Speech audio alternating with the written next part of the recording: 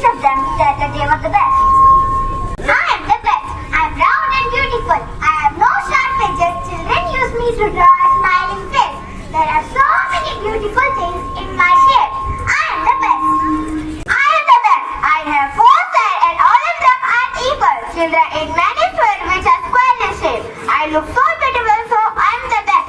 I am the best. Just look at me and I have three sides. Children use me to draw mountains and they also enjoy many yummy snacks in my shape. So I am the best. Of course not. No one is better than me. I have four sides. Two sides are equally longer and two sides are equally shorter. I look so beautiful. Children eat snacks and biscuits in my shape.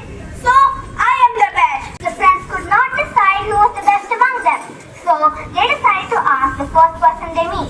Sometimes they met a star. They stopped the star and told her of their fight. They asked her to decide who was the best among them. The star was wise.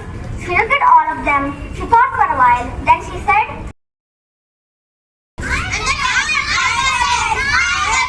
"Hey, why are you fighting? We want to know who's the best among us. All of you are friends. Then why should you fight? Let me tell you something very important. Do you know what you could do if you are together? You could create the more beautiful pictures and patterns. So stop fighting. Just look around. Just look around. We find amazing designs and things in all the shapes. So stop fighting. Together we all can create wonders." The friends realized a mistake. They promised to never fight again. And they all remained best friends forever. Moral: coming together is beginning. Staying together is progress.